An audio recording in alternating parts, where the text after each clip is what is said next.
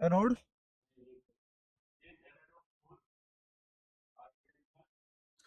MnO4 minus बराबर minus 1.51 volt. अच्छा तुम्हें कोई ऐसी कहानी पता है पिछली बारी भी, जहां तक मुझे लग रहा है तुम्हें ही दिक्कत थी, इसकी कहानी आती है तुम्हें? ऑक्सीडेशन नंबर सुना है? हाँ ठीक है, कैसे निकालते हैं?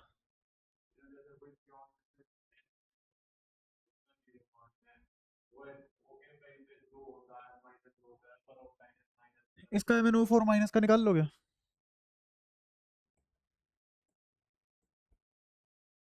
इसका क्या मानते हैं?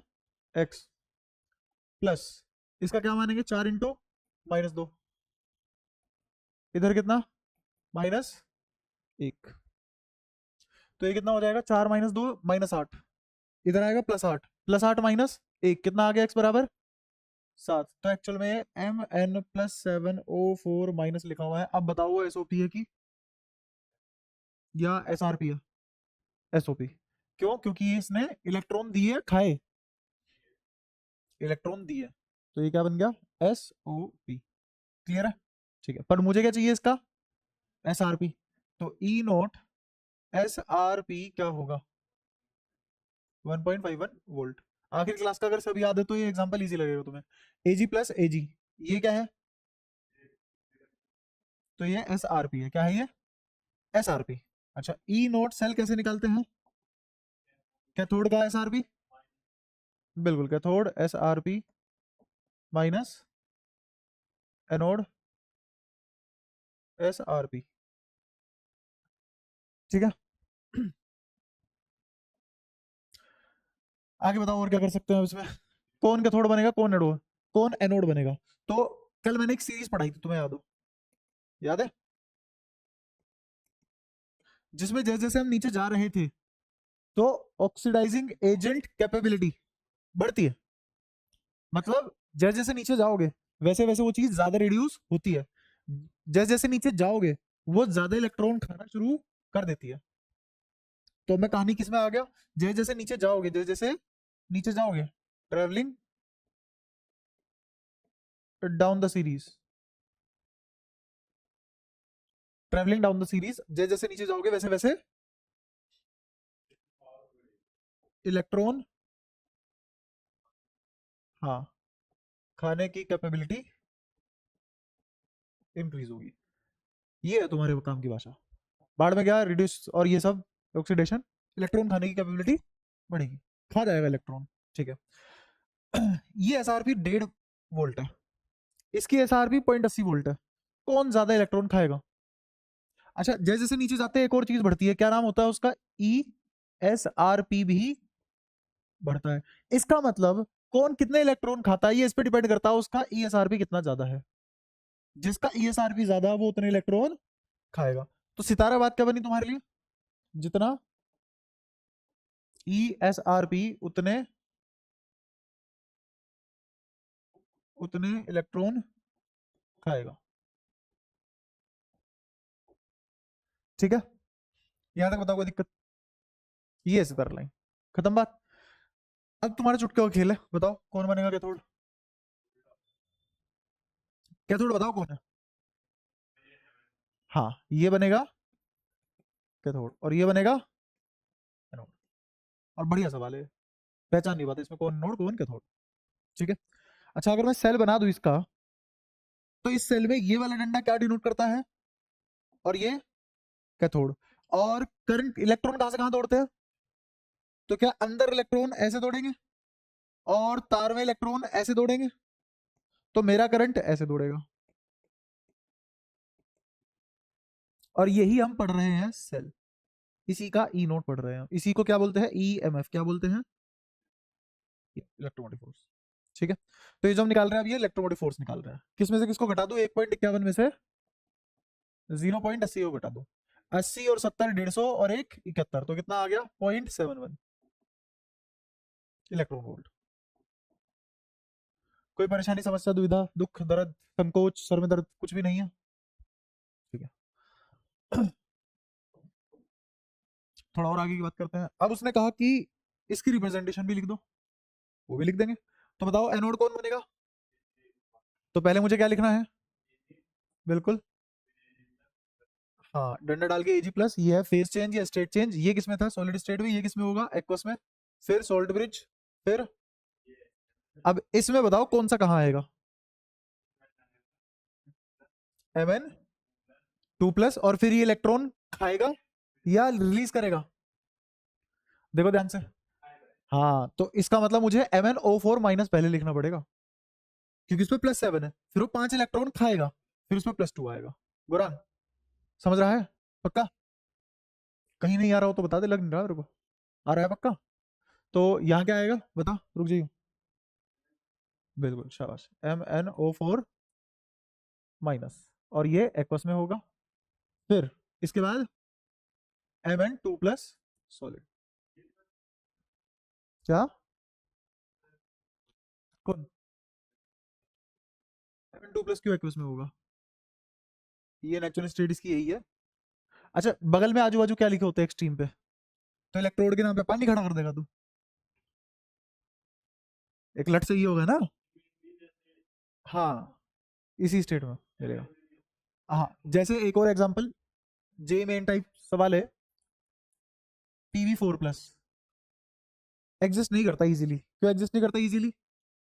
क्योंकि इसकी रिडक्शन कैपेबिलिटी बहुत ज्यादा है। रिडक्शन कैपेबिलिटी बहुत ज्यादा है। तुरंत 2 इलेक्ट्रॉन खाएगा, Pb2+ में एग्जिस्ट करना चालू कर देगा। तो रिड्यूस हुआ ना? ऐसे ही यहां पे MnO4- तुरंत रिड्यूस हो जाएगा किसमें? ठीक है, आई बात समझ? यहाँ तो कोई दिक्कत? पक्का? सारी बातें क्लियर है? अच्छा, अब इसी सवाल से मैं कॉन्सेप्ट भी समझा देता हूं तुम्हें। कॉन्सेप्ट था जो मेरे को पढ़ाना था, वो है spontaneity of cell. Spontaneity of cell. ये मान के चलो किसी का ई नोट सेल अगर पॉजिटिव आ गया तो वो स्पॉन्टेनियस है। ठीक है, अभी नर्न्स इक्वेशन पढ़ेंगे, उसमें प्रूव भी करवा दूंगा कि जिसका ई नोट सेल पॉजिटिव होता है वो स्पॉन्टेनियस सेल होता है। इसका मतलब क्या होगा? ये सेल में मुझे कुछ कराने की जरूरत नहीं है, ये अपने आप होगा। ये जो भी सेल बना ये अपने आप बनेगा, मुझे बस 2 हाफ सेल साथ में रखने की जरूरत है। एक हाफ सेल क्या है? एजी, और एक हाफ सेल किससे बना? मैंगनीज ऑक्साइड, है ना?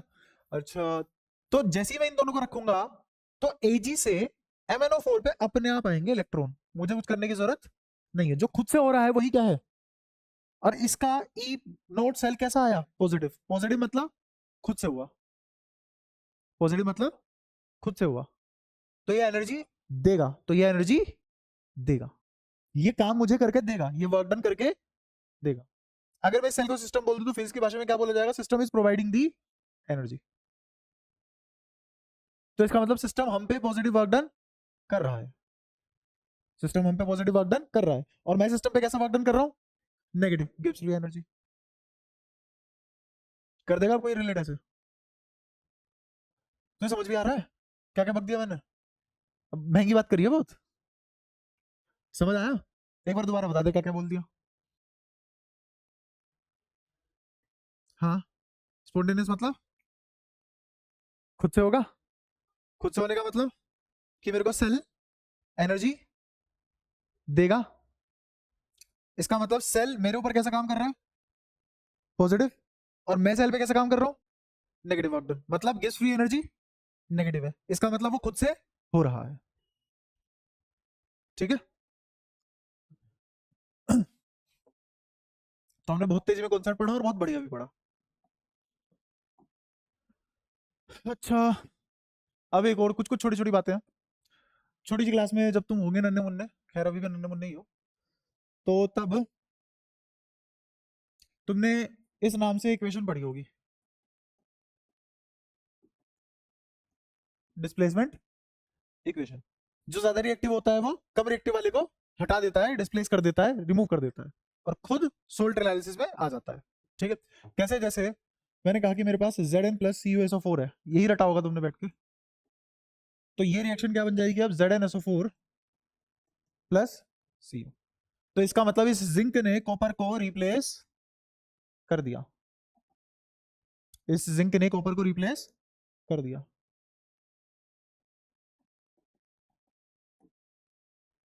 क्यों हुआ ऐसा? जिंक ज्यादा रिएक्टिव है। इसका मतलब जिसकी ESRP ज्यादा होगी वो रिएक्टिव कम होगा।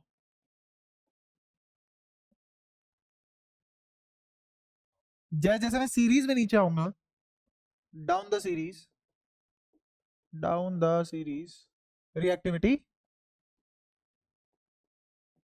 डिक्रीजेस। इसका मतलब reducing agent, reducing agent more reactive, reducing agent more reactive. इसका मतलब alkali metal, alkaline earth metal,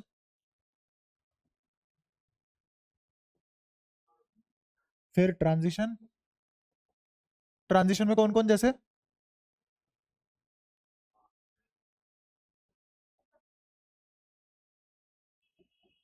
ये सब, ठीक है। और फिर बिल्कुल, मतलब जिनका ESRP किससे भी ज्यादा है, शी से, शी याद आया, शाबाश। जिनका ESRP SHE से भी ज्यादा है वो सबसे आखिरी में आ जाएंगे, और ये सबसे कम रिएक्टिव होंगे, ये सबसे कम रिएक्टिव होंगे, ठीक है। तो ये वाली बात क्लियर हुई। क्या ये सारी बात एक ही है? देखने का नजरिया अलग अलग है। मैंने यहां से लेके यहां तक 1 2 3 4, ये 4 अलग अलग बातें कही है, या एक ही बात को अलग अलग तरीके से कह दिया? एक ही बात को अलग अलग तरीके से कहा है, ठीक है। तो इसमें 56 किताब बनाने की जरूरत नहीं है, ये पढ़ो, खत्म है साहब, ठीक है। अच्छा, और नीचे आने का मतलब क्या होता है? डाउन द सीरीज का मतलब क्या है? इलेक्ट्रॉन खाना। ये सार भी तो बढ़ ही रहा है, ज्यादा इलेक्ट्रॉन खाएगा, जितना नीचे जाओगे उतने ज्यादा इलेक्ट्रॉन खा सकता है वो, ठीक है। लेकिन इलेक्ट्रॉन तो तब खाएगा ना जब साला अवेलेबल होगा, इलेक्ट्रॉन है नहीं अवेलेबल, खाएगा कहां से? इलेक्ट्रॉन अवेलेबल नहीं है तो खाएगा कहां से? खा ही नहीं पाएगा। वो क्या होता है? अबे जो है ही नहीं, खाएगा कहां से? इलेक्ट्रॉन होना भी तो चाहिए खाने के लिए, तो इलेक्ट्रॉन कौन प्रोवाइड करेगा कि ले खा ले? जो, हाँ, रिड्यूसिंग एजेंट, जो सीरीज में ऊपर होगा, जो सीरीज में ऊपर होगा। इसका मतलब जैसे जैसे मैं सीरीज में नीचे जाऊंगा तो नीचे जाते टाइम ऊपर वाले एनोड बनते चले जाएंगे और नीचे वाले कैथोड बचते चले जाएंगे, है ना। जैसे सबसे ज्यादा किसकी थी? फ्लोरीन। फ्लोरीन को मैं अपने इस सीरीज का परमानेंट या फिर ये मान लो यूनिवर्सल कैथोड बोल सकता हूं, है ना। और ऐसे ही लिथियम को एनोड बोल सकते हैं, है ना, क्योंकि वो क्या प्रोवाइड करता है? इलेक्ट्रॉन। ले भाई तू इलेक्ट्रॉन खा, तू तुरंत खा, भूख नहीं है, खा, ले, फिट कर दिया इलेक्ट्रॉन जबरदस्ती, है ना। आप थोड़ा थोड़ा रिलेट कर पाएंगे, लिथियम आयन बैटरी, ठीक है। तो ये सारी बातें, सारी कहानी क्लियर है। अच्छा, लेकिन अगर मेरे पास कुछ ऐसा होता, हाँ हाँ बोल बोल, जब, हाँ हाँ हाँ हाँ, बट वो फिर खा भी तो जाएगा ना इलेक्ट्रॉन सारे के सारे फ्लोरीन लिथियम के, और अब सोल्यूशन हो जाएगा न्यूट्रल अगले ही मिनट। तो बस एक बैटरी में धमाका होगा, बैटरी फूलेगी, फटेगी और आराम से।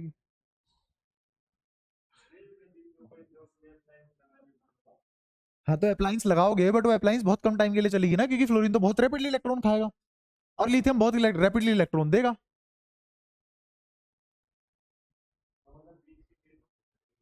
बीच की चीज ढूंढनी पड़ेगी, ढूंढ के हम बहुत आगे बढ़ चुके हैं। अब हमारे पास ऐसी बैटरी है तो चार्ज बहुत तेज होती है। चार्ज बहुत तेज होने का मतलब समझ रहा है? डीआयनाइजेशन क्विक, बहुत क्विक, और डिस्चार्ज मतलब आयनाइजेशन बहुत स्लो। जब यूज करते हैं बैटरी 6000 7000 mAh की, तो एक दिन लगाती है खत्म होने में, चार्ज होने में आधा घंटा। हाँ बट वो पढ़ तो नहीं लोगे, तुम क्या हो रहा है वहां पे, तुम क्या पढ़ सकते हो, जो डस्टबिन में फेंक के कभी उठाई नहीं गए बाद में, अब थोड़ी ना आते हैं ये सब, है ना। हाँ हाँ क्योंकि वही कर सकते थे हम, है ना, एज अ प्रसाद हमने वही पढ़ लिया, वही पढ़ सकते थे। ठीक है, लेकिन वो बड़ी वाली बातें पढ़ने के लिए, अच्छी बातें पढ़ने के लिए तुम्हें ये सब आना चाहिए, फिजिक्स भी आनी चाहिए और केमिस्ट्री भी आनी चाहिए। ठीक है, तब जाके तुम वो सब प्रैक्टिकलिटी पढ़ पाओगे, क्योंकि अगर ऐसे पढ़ना वो इतना आसान होता तो हर कोई अपने घर में बना लेता। हम्म हम्म हम्म हम्म हम्म, हाँ हाँ हाँ। एमबीए ना करी उसने, कैट नहीं मारा उसने देखे, कैट एग्जाम होता है ना एमबीए में एडमिशन लेने के लिए, आईएम इंदौर वगैरह, आईएम अहमदाबाद, इनमें कैट में स्कोर लाना पड़ता है ना, कैट का एक एग्जाम होता है, कॉम्पिटेटिव एग्जाम होता है, तो वो भी करा उसके बाद। तो एमबीए करने के बाद किस चीज का ज्ञान होता है, और एमबीए करने के बाद क्या बनते हैं लोग, अच्छे कॉलेज से अगर एमबीए करोगे, जैसे आईआईएम वगैरह हो गया, आईआईटी वगैरह, अब तो आईआईटी भी कराने लगी एमबीए, हाँ कराने लगी आईआईटी एमबीए, और ऐसे ऐसे कॉलेज से अगर तुम कर रहे हो तो तुम एचआर थोड़ी ना लगते हो 40,000 रुपए के, है ना, फिर तुम जहरी औरत थोड़ी ना बन जाते हो 40,000 रुपए की, कि ये ले काम, वो ले काम, वो ले काम, फिर तुम सीईओ बनते हो ना किसी ढंग की जगह पे।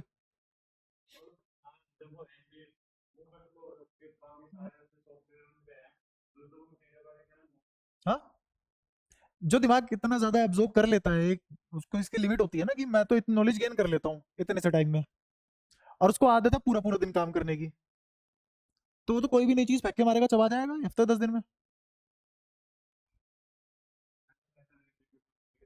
हाँ, चलेगा, क्या दिक्कत है, इशू क्या है उससे। हाँ, पर मेरे को नहीं बनना था ना सीईओ। नहीं नहीं, फिजिक्स नहीं आती, रीजनिंग आती है, इंग्लिश आती है, मैथ्स आती है। मैथ्स, लेकिन वो अलग मैथ्स है, उसमें स्पीड चाहिए होती है बेसिकली, आती है उसमें वही है, 10वीं वाली मैथ्स ही आती है, बट वो 10वीं वाली कहने को 10वीं वाली है, मतलब टाइम लगता है उन सवालों को, लेकिन अगर तुम्हें ट्रिक्स नहीं पता, तुम्हारी प्रैक्टिस इनफ नहीं है, तुम पेपर में बैठ भी नहीं पाओगे, कर भी नहीं पाओगे, सवाल पढ़ते रह जाओगे, तुम्हें सवाल ही समझ नहीं आएगा।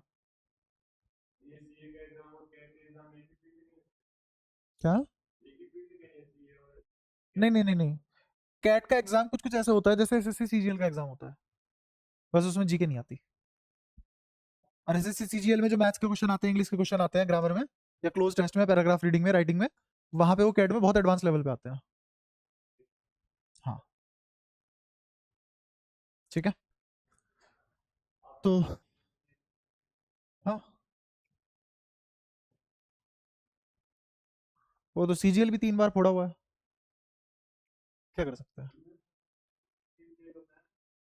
नहीं, सीजीएल का तो टॉप 50 में भी नाम नहीं आएगा, टफेस्ट एग्जाम में लेगा तो, वो तो सारे अनपढ़ लोग तैयारी कर रहे हैं उसकी, मान ले 1 करोड़ बच्चे हैं, सारे अनपढ़ हैं, सारे साले 10वीं फेल है, बस पैसे दे के पास हो रखे हैं, है ना। अब 1 करोड़ बच्चा जब ये कहेगा कि हमसे पेपर नहीं हुआ, तो दुनिया को क्या लगेगा, भाई बहुत टफ है। उस पढ़े लिखे से पूछो ना, जो उस पेपर को सूंघ के बता देगा मैं तो दूंगा भी नहीं से, उससे बात करो, वो बताएगा तुम्हें उस पेपर की क्या औकात है। कोई पूछे भाई क्यों पढ़ा रहा है, क्लियर गिरा हुआ है इसलिए पढ़ा रहा हूँ, लायक हूँ पढ़ाने के। हम्म, तो ये रिएक्शन होगी, नहीं होगी भाई, क्यों होगी, क्यों, क्योंकि कॉपर रिप्लेस नहीं कर सकता जिंक को, क्यों, क्योंकि ये एक्टिविटी सीरीज में नीचे आता है, किससे, जिंक से, तो कॉपर का काम है इलेक्ट्रॉन खाना, कॉपर का काम है इलेक्ट्रॉन, जिंक दे ही नहीं रहा, कैसे खा लेगा।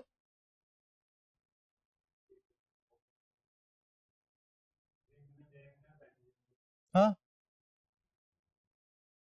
है ना, या फिर ये कह लो कॉपर की भूख ही नहीं है, फ्री स्टेट में है, तो इसका ऑक्सीडाइजिंग नंबर या ऑक्सीडाइजेशन नंबर 0 है, अभी तो 0 है ना, तो क्यों खाएगा, इसका सपना ही तो 0 बनना था।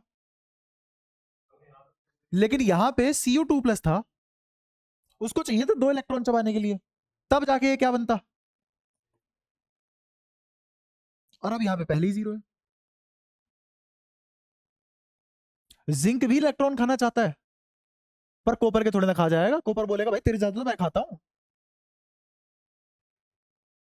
तो इसीलिए रिएक्शन नहीं होगी। तोड़ा ले जाता। हाँ, अगर फ्लोरीन होता तुरंत तोड़ देता। हाँ, बट ऐसी कोई रिएक्शन होती नहीं ना, FSO4 नाम की कोई चीज नहीं होती। ठीक है। अभी तक तुमने सारी सारी ऑर्गेनिक रट के पढ़ी है ना, लेकिन बहुत मजबूत बात यह है कि ऑर्गेनिक इनऑर्गेनिक में कुछ एक्सेप्शन रटने की जरूरत नहीं होती, बस थोड़ा सा डिटेल में पढ़ लो, टाइम ज्यादा लगेगा बट पढ़ना ज्यादा पड़ेगा, तो उससे तुम लॉजिकली इनऑर्गेनिक तैयार कर पाओगे, रटने की जरूरत नहीं पड़ेगी, लॉजिक से पढ़ो बस। ठीक है। इस बार जो भी पेपर आया था ना, जो बोर्ड का पेपर आया, फिर उसके बाद मेंस का एग्जाम हुआ, फिर उसके बाद तुम्हारा इसका नीट का एग्जाम हुआ, तीनों पेपर ने बच्चों के मुंह पे इस बार यही फेंक के मारा है, रट लिया फॉर्मूले।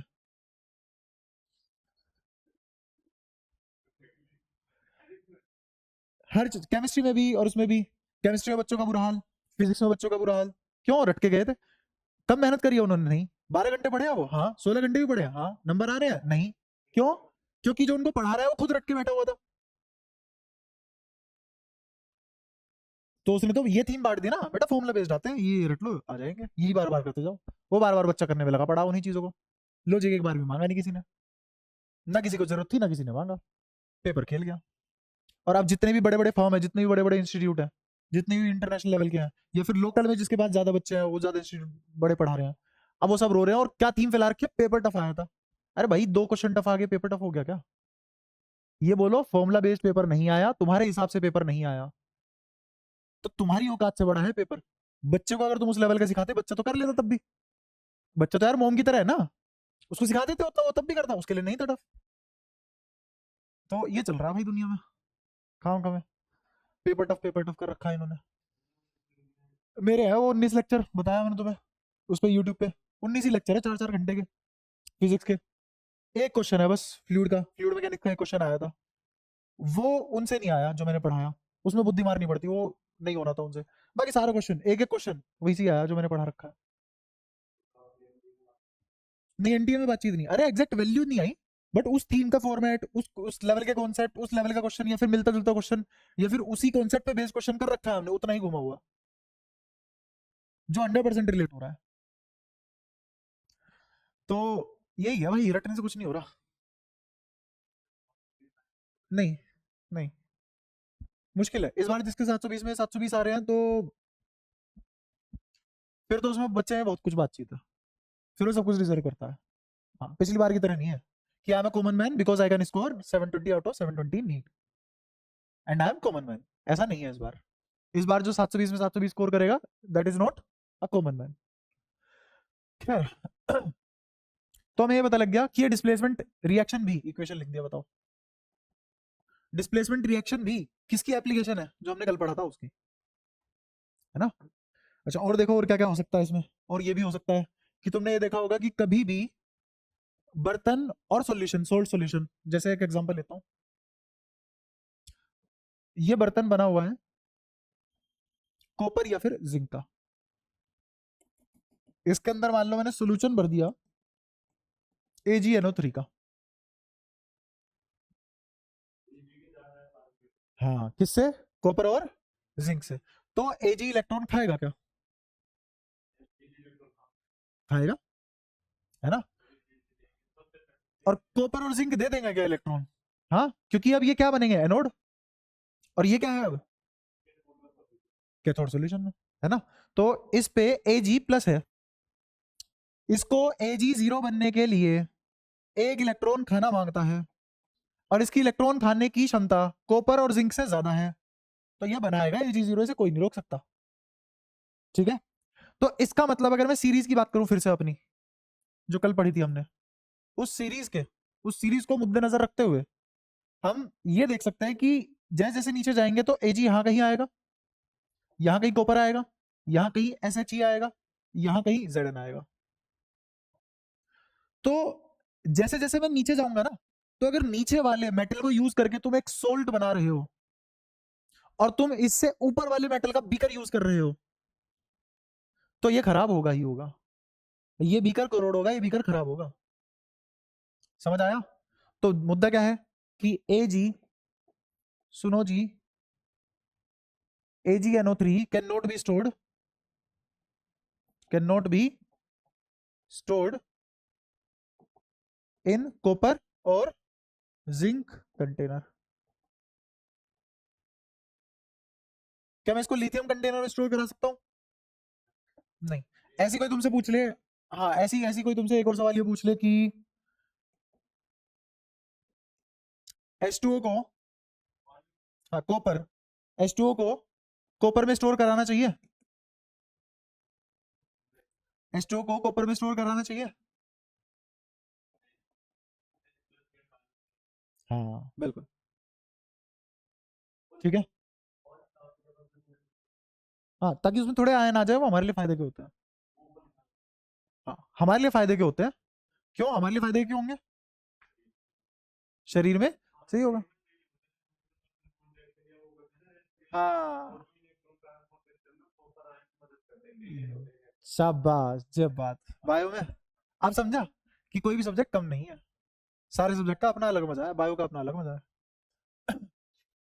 तो लेकिन कॉपर बर्तन के लिए तो खराब है ना, तुमने देखा होगा कॉपर में पानी स्टोर करोगे तो वो हरा हरा होने लग जाता है, यही तो रीजन है। आया समझ? एक और बताओ। हाँ हाँ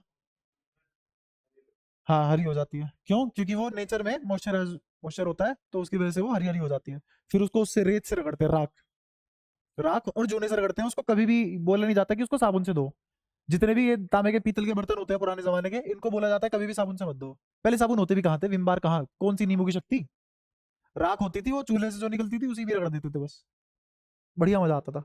और जूना भी क्या होता था, कट्टा फाड़ देते थे, उसको गोल गोल घुमा के वही रगड़ देते थे, या फिर बोरी रगड़ दो। तो ये सब था। खैर अब तो ये सब बातें बंदी हो गई। कुछ टाइम बाद तो ये हो जाएगा किड्स दीज डेज, जब हम बुड्ढे हो जाएंगे, उनके लिए तो कभी ये कॉन्सेप्ट, उनको तो ये एग्जांपल देके समझा भी नहीं सकते कि राख वगैरह रगड़ दो और जो साबुन यूज नहीं करना चाहिए, है ना? क्या? हाँ, तो वो अभी फॉलो कर रहे होंगे ना वो ट्रेडिशन। चंबल है क्या गाँव का नाम? एक तो जमीन, ये आदमी जमीन से निकल पा रहा। अच्छा, ऐसे ही अगर मैं बोलूँ कि ये CuSO4 है, जिंक का बर्तन है, अब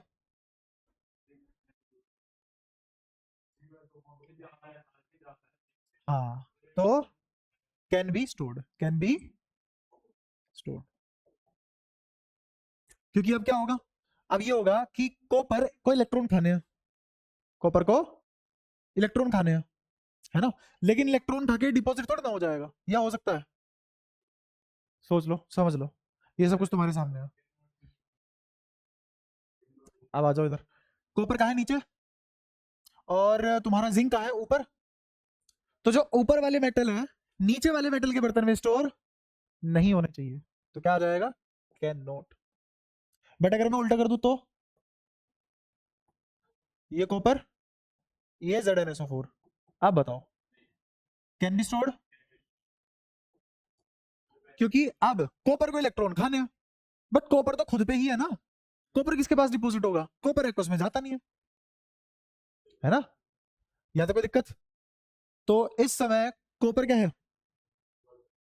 बर्तन, और वो उसको उसको इलेक्ट्रॉन चाहिए खाने के लिए, बट वो नहीं खा पाएगा, ठीक है ना? और यहां से भी देख सकते हो तुम इसको, रिएक्शन हुई नहीं, ये रिएक्शन, बट ये हो गई। तो आगे मैंने फेस बदल के एक ये बात पढ़ा दी तुम्हें, ये बात समझ में?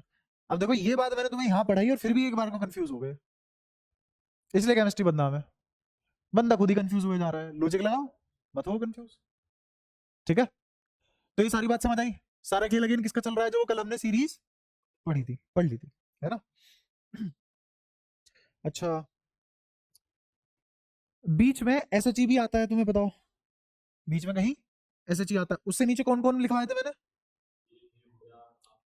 AgAu, कॉपर और फ्लोरीन, ये चार लिखवाए थे, है ना? और बाकी सब SHE से ऊपर थे, है ना? अब HCl के साथ रिएक्शन करवाई जाती है, तो HCl के हिसाब से क्या क्या देखेंगे समझना।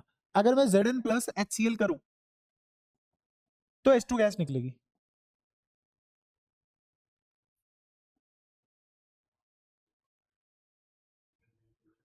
अगर मैं कॉपर को HCl के साथ कराऊं तो क्या H2 गैस निकलेगी? रीजन बता दो। हाँ, पहले ही जीरो है, ये रीजन नहीं है। अब रीजन पता है क्या है? ये हाइड्रोजन है और ये किसमें कन्वर्ट हुआ है? H प्लस किसमें कन्वर्ट हुआ है? H में। H प्लस किसमें कन्वर्ट हुआ है? H में।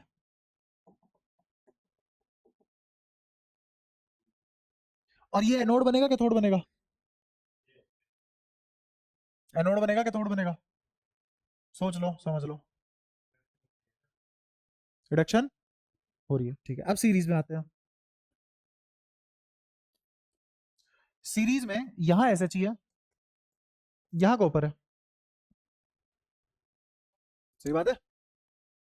मेरे को बताओ, अब इन दोनों में कंपैरिजन किया जाए तो कौन कैथोड कौन एनोड? कॉपर, ये बनेगा SHE बनेगा एनोड, कॉपर बनेगा। कहां पढ़ाया मैंने? कल भी पढ़ाया और आज भी पढ़ाया। जैसे जैसे नीचे जाते हैं तो वो कैथोड बनते चले जाते हैं, जो जो ऊपर छूटते चले जाते हैं वो एनोड बनते चले जाते हैं, ठीक है। कॉपर और SHE में से कौन एनोड कौन कैथोड बनेगा? हाँ, कौन कैथोड और कौन एनोड बनेगा? ये बनेगा एनोड और ये बनेगा। इसकी हरकत जो मैंने कर दी, इसकी हरकत जो मैंने कर दी, वो तो इलेक्ट्रॉन खा के बनी ना। और इलेक्ट्रॉन तो कौन खाता है? जो रिड्यूस होता है। इसके सामने कैसे रिड्यूस हो सकता है? क्या वाला इसकी? तो ये रिड्यूस नहीं होगा, इसका मतलब ये रिएक्शन नहीं होगी।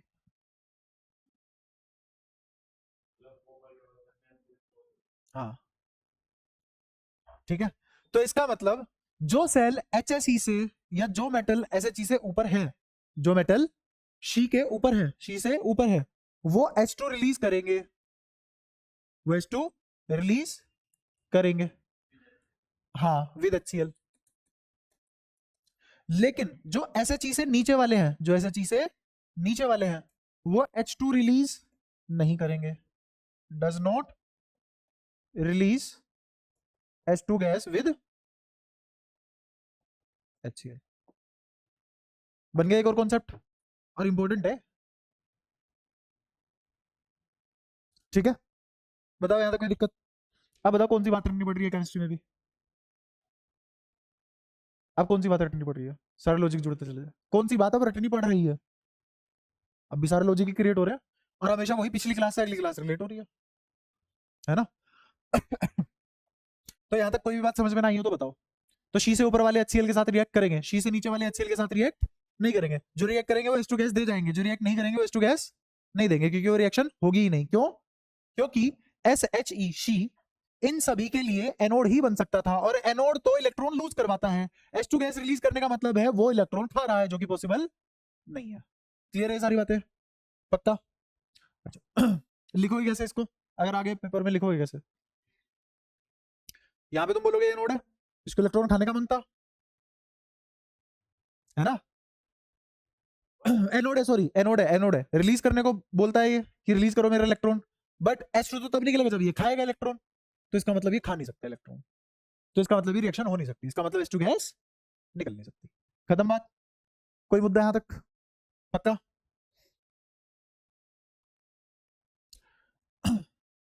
एक और चीज, ये सीरीज भी अपने आप में बताती है स्पॉन्टेनिटी क्या चीज है। हाँ, ये सीरीज भी अपने आप में बताती है स्पॉन्टेनिटी क्या है। अगर मैं नीचे जाऊंगा सीरीज के, ऊपर से सीरीज के नीचे जाऊंगा, तो वो सारी की सारी कैसी होंगी? स्पॉन्टेनियस। सारी की सारी कैसी होंगी? स्पॉन्टेनियस। मैं बताता हूँ, समझ आता हूँ। मेरे को निकालना है ई नोट सेल। ई नोट सेल क्या आना चाहिए? पॉजिटिव। तो होगा वो स्पॉन्टेनियस, तो होगा वो स्पॉन्टेनियस, ठीक है। अगर ई नोट सेल हुआ नेगेटिव, ई नोट सेल हुआ नेगेटिव, तो ये कैसा होगा? Non spontaneous. सही बात है, ठीक है। इसको मैंने कैसे रिलेट किया? वर्क डन से। पॉजिटिव मतलब बैटरी काम करके देगी, बैटरी तो तब काम करके देगी ना जब खुद हो रहा होगा वो काम। ये मार्कर जब खुद गिरेगा तभी तो कुछ काम करके देगा, है ना, लेकिन उठाने में मुझे काम करवाना पड़ेगा। तो अगर मैं सीरीज में ऐसे जाऊंगा तो काम मुझे करवाना पड़ेगा, तो ये क्या होगा, वर्क डन ऑन सेल, और इसका मतलब cell is doing work.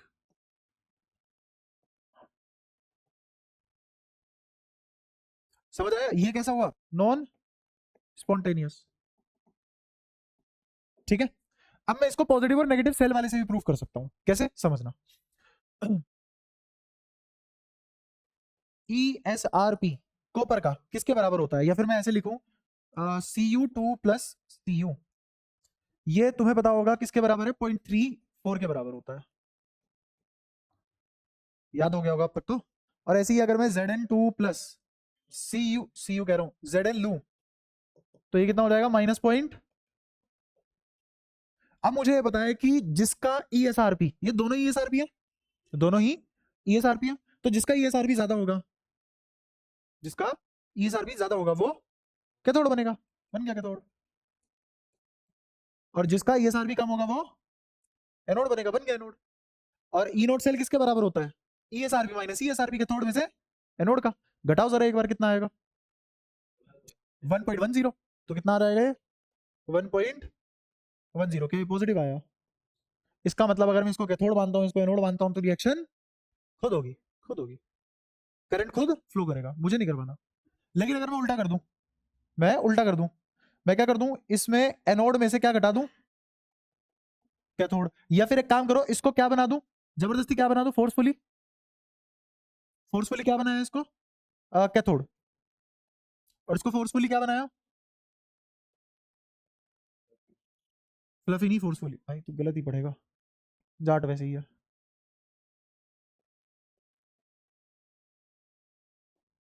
Forcefully anode बना दिया। तो अब बताओ क्या आ जाएगा ये, तो ऐसा करने के लिए मुझे फोर्सफुली मतलब मुझे काम करना पड़ रहा है, हाँ, तो मुझे काम करना पड़ रहा है, मुझे सेल पे वर्क डन करना पड़ रहा है, तो मेरी मैकेनिकल एनर्जी इलेक्ट्रिकल एनर्जी में कन्वर्ट हो रही है, या फिर मेरी मैकेनिकल एनर्जी केमिकल एनर्जी में, मैकेनिकल एनर्जी, मेरी मैकेनिकल एनर्जी या मेरी इलेक्ट्रिकल एनर्जी किस में कन्वर्ट हो रही है, केमिकल एनर्जी में। और स्पॉन्टेनियस में केमिकल एनर्जी इलेक्ट्रिकल एनर्जी में कन्वर्ट हो रही है, जो हमें चाहिए थी। ठीक है, तो क्या ये पता लग गया, अगर ई सेल पॉजिटिव है तो इसका मतलब वो स्पॉन्टेनियस है। कोई दिक्कत यहाँ तक, पक्का, सारी बातें क्लियर है। ठीक है, हाँ बता। हाँ हाँ हाँ, हम्म हम्म,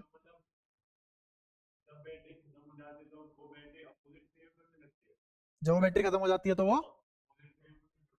नहीं, हर बैटरी ऐसा नहीं करती, कुछ करती है, हर बैटरी ऐसा नहीं करती।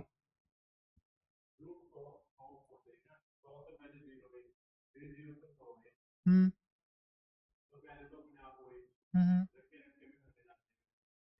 बट ये, और जो तू बैटरी, जिस बैटरी की बात कर रहा है, और ये अलग अलग है, तो बताऊंगा अभी उसके बारे में भी, पहले एक बार आसान आसान चीजें करो तुम।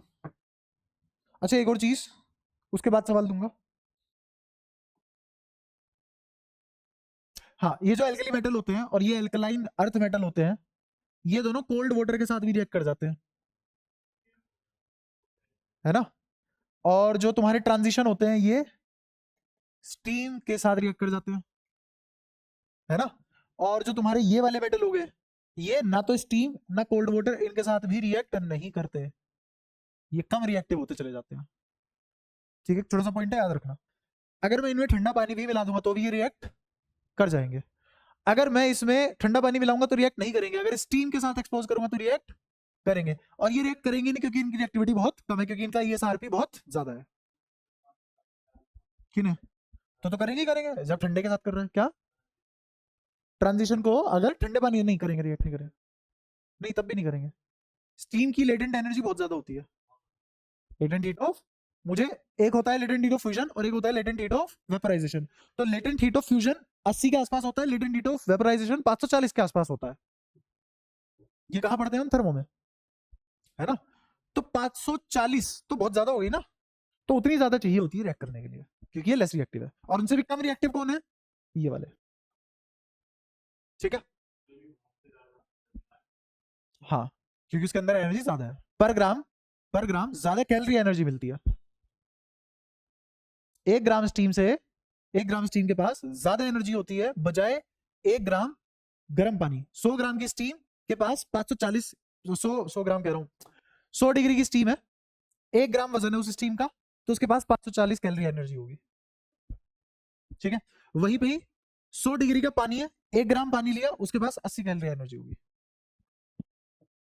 ठीक है, 80 कैलोरी हो, 80 से ज्यादा हो, क्योंकि 80 तो उसके लिए होता है, फ्यूजन के लिए होता है, 80 होता है फ्यूजन के लिए। ठीक है, ये क्या करती है बेसिकली, स्टेट चेंज करती है। क्या चेंज करती है? स्टेट चेंज करती है। ठीक है, और जब स्टेट चेंज होता है तो टेम्परेचर राइज नहीं करता, तो most of the heat absorb form में रहती है। जब वो रिलीज होगी तो रिलीज भी ज्यादा होगी। ठीक है, तो 100 डिग्री की स्टीम ज्यादा बर्न कर देती है।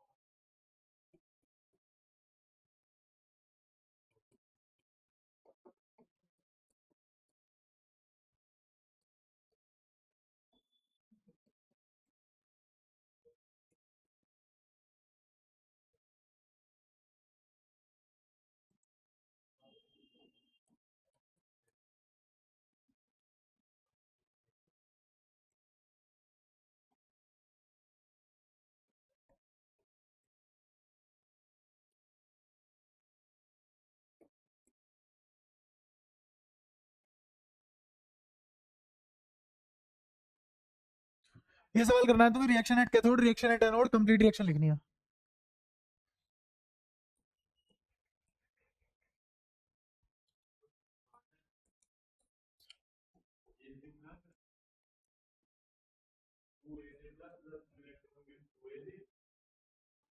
ये सब पहले पढ़ा हुआ है हमने।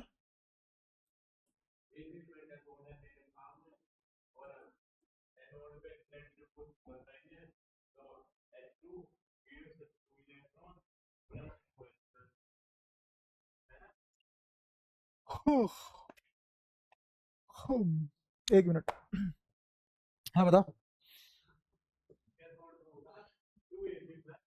कैथोड पे होगा क्योंकि इधर वाला कैथोड होता है, रिप्रेजेंटेशन है। तो 2Ag प्लस, अरे हाफ सेल के लिख रहा हूँ मैं। हाँ, 2Ag plus plus 2 electron 2Ag पर, क्यों नहीं होगा ना ऐसा? अरे हाफ पे है ना वो, कंप्लीट क्यों कर रहा हूँ उसे अभी? तो सीधा लिखना Ag प्लस, 1 इलेक्ट्रॉन खाया, Ag बन गया, जीवन सुखी। घी बैलेंस कर देगा। H2 gives 2 इलेक्ट्रॉन,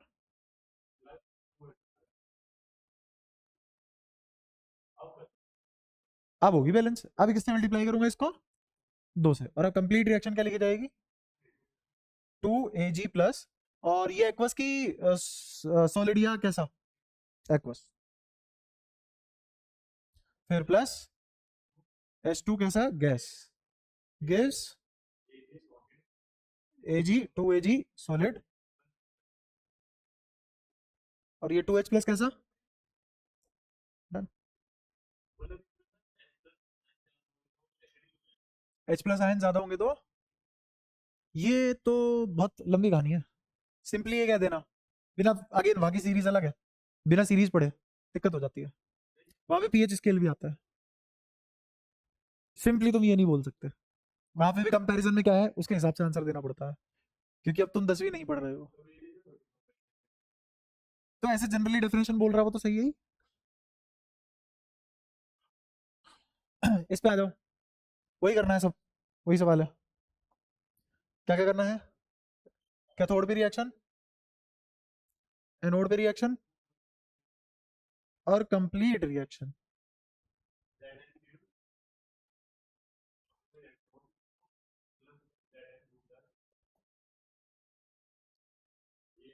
एक जड़न से आ जाएगा ये सब। ठीक है, हाँ बताओ। हाँ हाँ ठीक है, सच में ठीक है। ऐसे ही बस उससे कंपेयर करके कंफ्यूज कर रहा था। फिर कॉन्फिडेंस आया मेरा, चलो ठीक है बढ़िया। हाँ, प्लस एक इलेक्ट्रॉन शाबाश। हम्म, है ना, ये सॉलिड, ये एक्वस, ये सॉलिड, और ये एक्वस। अब आते हैं कंप्लीट रिएक्शन पे। तो नीचे वाले को 2 से गुणा कर दो, तो ये आ जाएगा जेड एन सॉलिड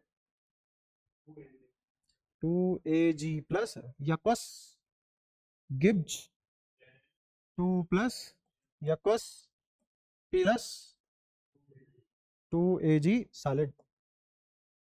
ये सवाल करवाने का बस ये पर्पस था, मुझे तुम्हें टाइप ऑफ सेल बताने थे। 2 टाइप के सेल होते हैं, टाइप ऑफ सेल,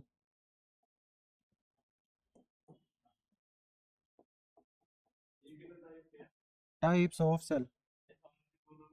2 टाइप के सेल होते हैं, एक SHE, एक मेटल मेटल आयन सेल। पहचान कौन, ये वाला सेल कौन सा है, ये कौन सा है, खाता। बस मुझे ये पढ़ाना था टाइप ऑफ सेल क्या है। तो मैं क्यों थ्योरी बताऊं, जब मैं पहले बहुत बकवास कर चुका, तो मैं रिप्रेजेंट इस तरीके से करूंगा ना, क्वेश्चन के थ्रू कॉन्सेप्ट पढ़ा दिया हमने। इतना मारूंगा, नहीं पता ऐसी चीज में क्या होता है। हाँ, है ना, रेफरेंस होता है ना, इसमें क्या इन्वॉल्व होता है, या तो H2 गैस बनेगी, या H2 गैस एब्जॉर्ब करके वो H प्लस बनाएगा, है ना, इलेक्ट्रॉन का आदान प्रदान होता रहेगा। ये एनोड भी बन सकता है, कैथोड भी बन सकता है। इसी के रेफरेंस में ऊपर वाले क्या बनते चले जाते हैं नीचे के रेस्पेक्ट में एनोड, और ऊपर वाले के रेस्पेक्ट में इससे ऐसी चीजें नीचे वाले क्या बनते चले जाते हैं, कैथोड, वो तो क्या। और मेटल मेटल इंटरेक्शन जैसे Hg plus Cu plus metal metal है। जैसे Zn और Zn क्या है, ये मेटल। Ag और Ag क्या है, ये के हाफ सेल है मेटल का। तो कैसा हाफ सेल है, मेटल मेटल आयन। ये कैसा हाफ सेल है, मेटल मेटल आयन। ये कैसा हाफ सेल है, ये कैसा हाफ सेल है। बता क्या पढ़ा दूं, अब इसमें दोबारा सब कुछ करना चाह रहा है तो बता, ठीक है। हाँ बता। Ag को NO2, अच्छा Ag को एनोड कहाँ लिया, किसने कहा Ag को हमने एनोड लिया है, इसलिए इलेक्ट्रॉन खाया है ये कैथोड है। कहाँ, अच्छा अच्छा अच्छा अच्छा, मैं कहा साफ साफ दिख तो रहा है रिडक्शन हो रहा है, तो कैथोड ही है ये। हाँ वो मैंने गलत पूछ लिया, ठीक है, मुझे ऊपर एनोड लिखना चाहिए था, नीचे कैथोड, ठीक है। कोई दिक्कत यहाँ तक, सारी बातें क्लियर। चलो अब एक और चीज पढ़ाता हूँ, नेक्स्ट पार्ट पे चलते हैं चैप्टर के।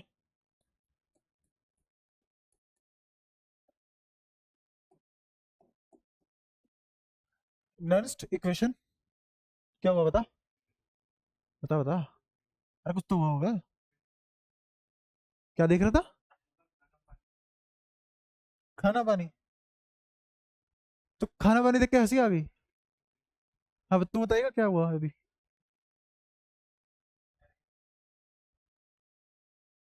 तो कुछ भी देख के हंस लेता है क्या, स्टैंड अप मत देखियो कभी, स्टैंड अप मत देखियो कभी, हंसते हंसते मौत हो जाएगी, चौक हो जाएगा। जो आदमी भाई टिफिन देख के हंस सकता है, रोज की, क्या रोज की एक देखता है।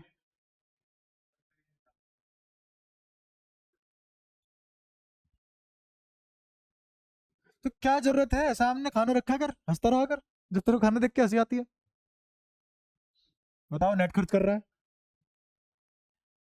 किचन में जा, टिफिन रख सामने और यूं बैठ जा, दबा के हंस, क्या दिक्कत है उसमें।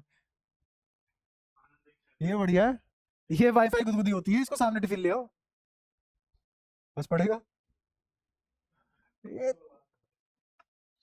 हाँ तो वही तो पूछ रहा हूँ, वही तो पूछ रहा हूँ, क्या, तो मेरे को भी तो पता होना चाहिए ना। देख फिर से, अब बता असली बात, बता क्या है।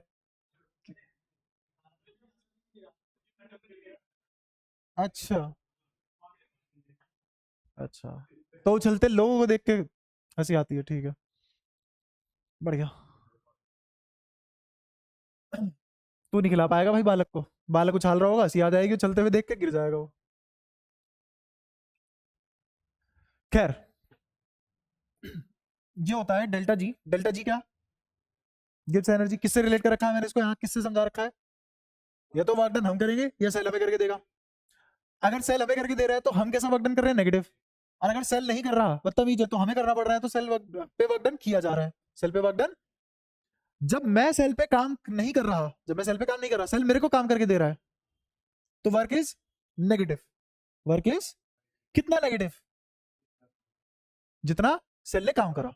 तो cell, the work cell is doing, the work cell is doing with negative sign. क्यों नेगेटिव साइन, क्यों? क्योंकि मैं तो ये मानूंगा ना मैंने काम किया, इज गिव्स फ्री एनर्जी।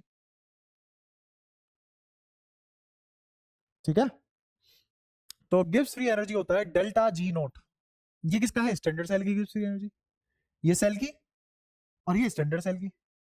ठीक है, plus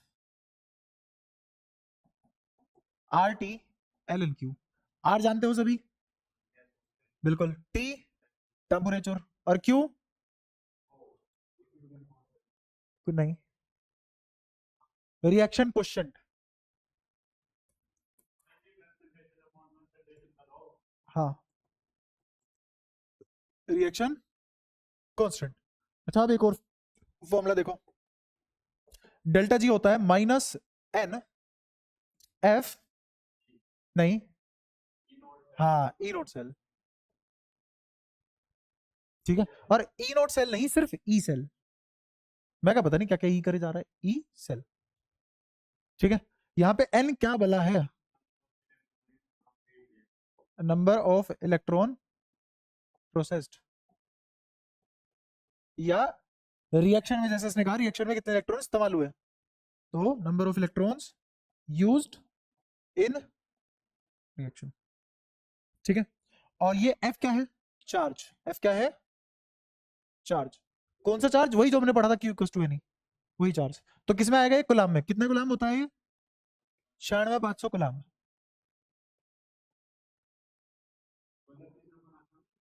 Q equals to N नहीं पढ़ा था, क्वांटाइजेशन। चार्ज, चार्ज, चार्ज गुलाम में होता है, स्केलर क्वांटिटी है, इनवेरिएंट है, कंजर्वेटिव है, आ रहा कुछ कुछ याद, एडिटिव है, ये वही चार्ज है। कितना है पर ये, 96,500 कलाम। और ये कांस्टेंट हमेशा इतना ही रहेगा, चार्ज कांस्टेंट भी बोल सकते हो तुम इसको, क्योंकि फिक्स है। क्या असलियत में इतना चार्ज पॉसिबल है ना, क्यों लगाया, कैलकुलेशन की वजह से। ठीक है, तो ये क्या है, चार्ज कांस्टेंट जिसकी वैल्यू कितनी है, 96,500 कलाम। ठीक है, और ये तो तुम जानते ही हो, ई सेल। ई सेल तो जानते ही हो ना। अब मैंने तुम्हें कहा था कि अगर मेरा ई सेल पॉजिटिव है, तो इसका मतलब जो भी हो रहा है सेल के अंदर स्पॉन्टेनियस है, तो स्पॉन्टेनिटी ऑफ सेल को रिप्रेजेंट करता है। प्रूफ कराता हूं, आओ। डेल्टा जी, अगर मैंने वर्क डन किया तो, और अगर सेल ने मुझे वर्क डन करके दिया तो, negative. Cell is doing work, delta G negative. एक नेगेटिव ये रहा, negative negative, E cell, E cell positive मतलब स्पॉन्टेनियस, ई सेल पॉजिटिव मतलब स्पॉन्टेनियस। क्या प्रूव कर लिया हमने, तो ई सेल पॉजिटिव मतलब स्पॉन्टेनियस, और डेल्टा जी नेगेटिव मतलब स्पॉन्टेनियस। 96, हाँ, मैंने उसको अप्रोक्सीमेट कर रखा है, लिख ले 96487 लिख ले। हाँ,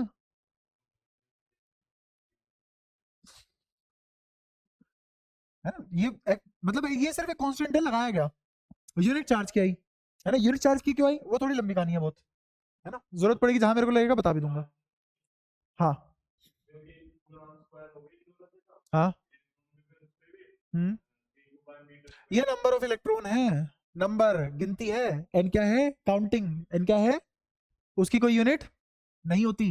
एन एक नंबर है, क्या है, नंबर। नंबर की कोई यूनिट, चार की कोई यूनिट, 400 की कोई यूनिट। ठीक है, ये है बात। ठीक है भाई साहब, और ये रिएक्शन क्वेश्चन है, क्वेश्चन नहीं है, कांस्टेंट नहीं है, क्या है, क्वेश्चन। क्वेश्चन क्या होता है वैसे,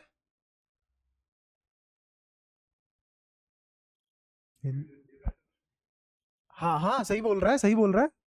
हाँ वही, डिविडेंड बराबर divisor into question plus remainder. हाँ, तो मैं क्या ऐड करूं, रिमाइंडर, क्या ऐड करूं, रिमाइंडर, कि इस वैल्यू से मल्टीप्लाई होके ये ऐड होके ये आ जाए। रिमाइंडर थ्योरम लिखी हुई है तुम्हारे सामने।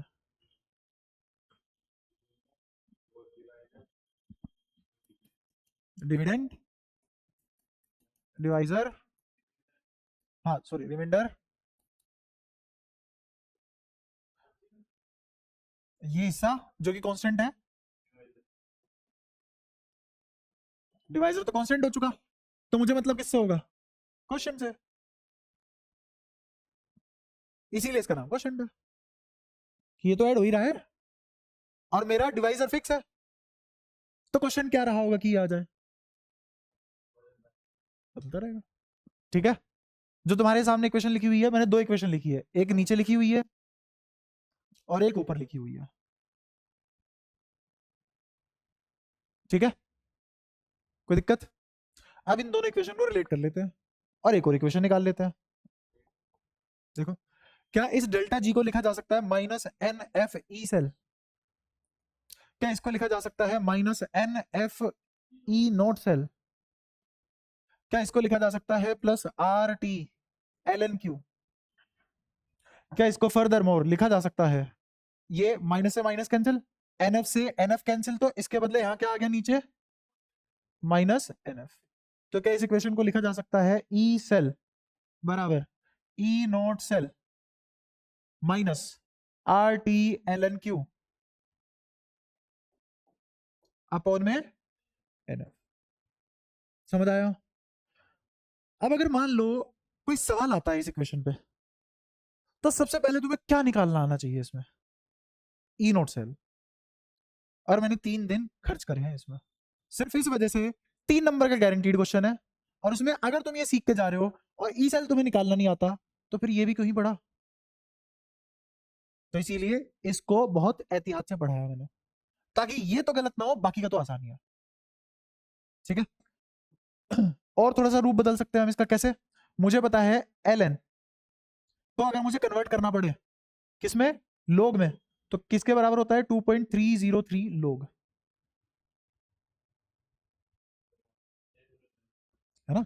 ये नेचुरल लोग मतलब क्या होता है, इसका बेस होता है ई, और ये जो लोग है इसका बेस होता है 10, तो इसका मतलब लोग ई को लोग 10 में कन्वर्ट करने के लिए मुझे किससे मल्टीप्लाई करना पड़ता है, 2.303।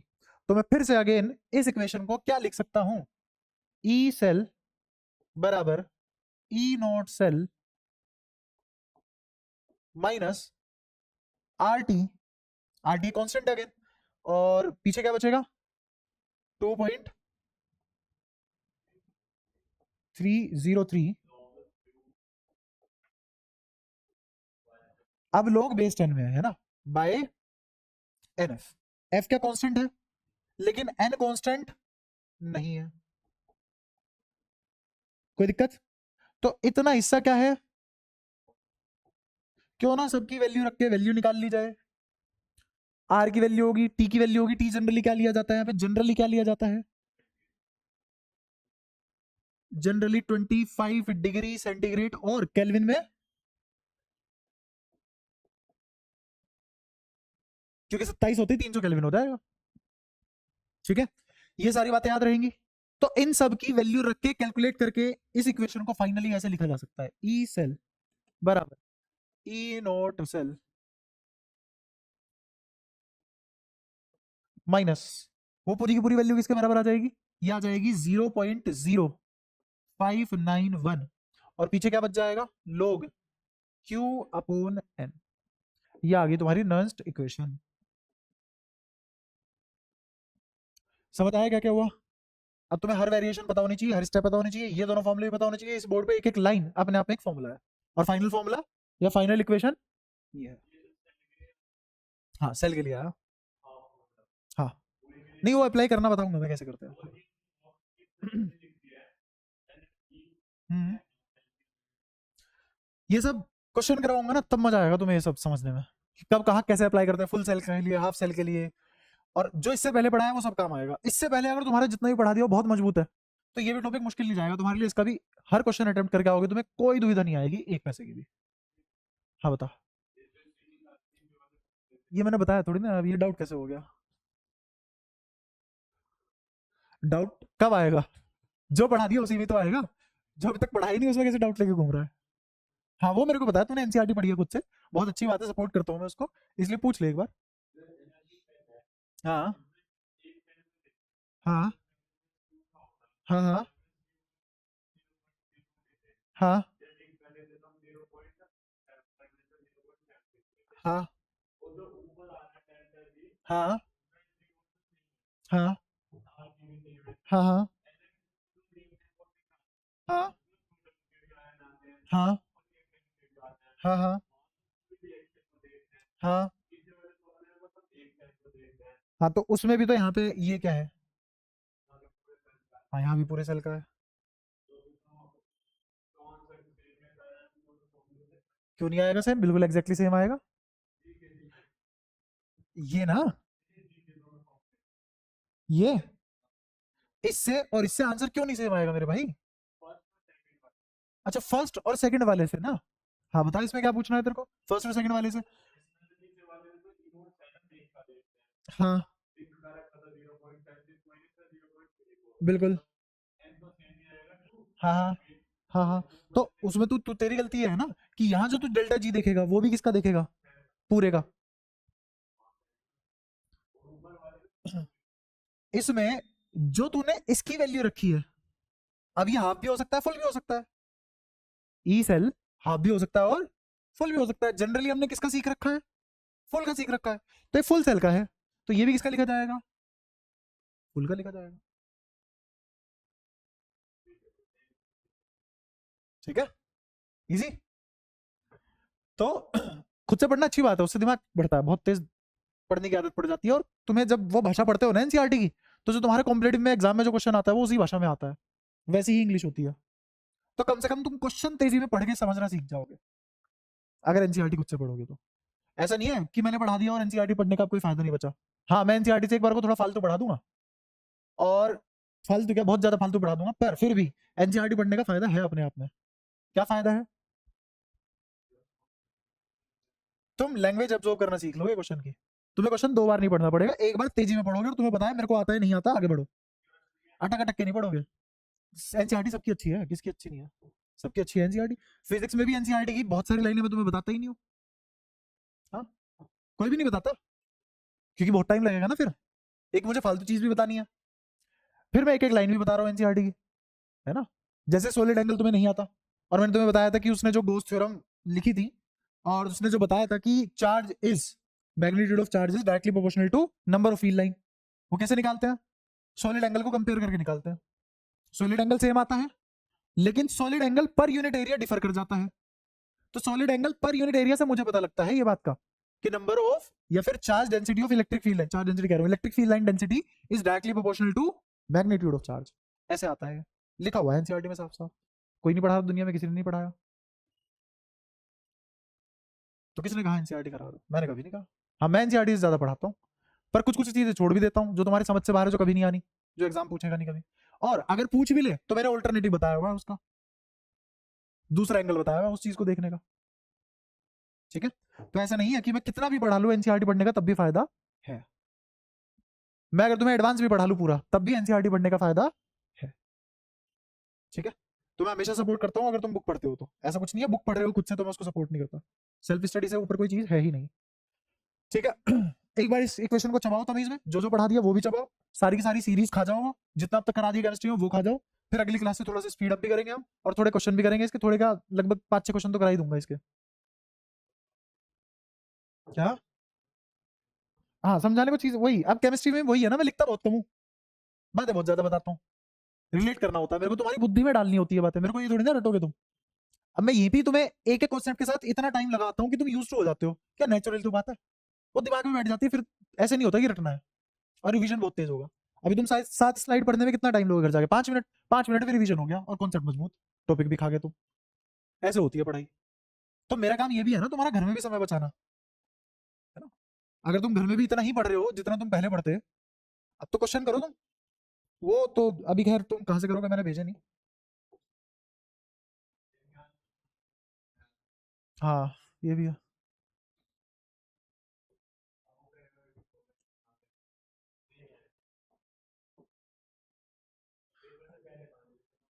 कोई नहीं, फिर भी मैं कह रहा हूँ एक बार को, इसमें केमिस्ट्री में एक बार को शीट छोड़ो, केमिस्ट्री में लेकिन एनसीईआरटी बहुत जरूरी है भाई।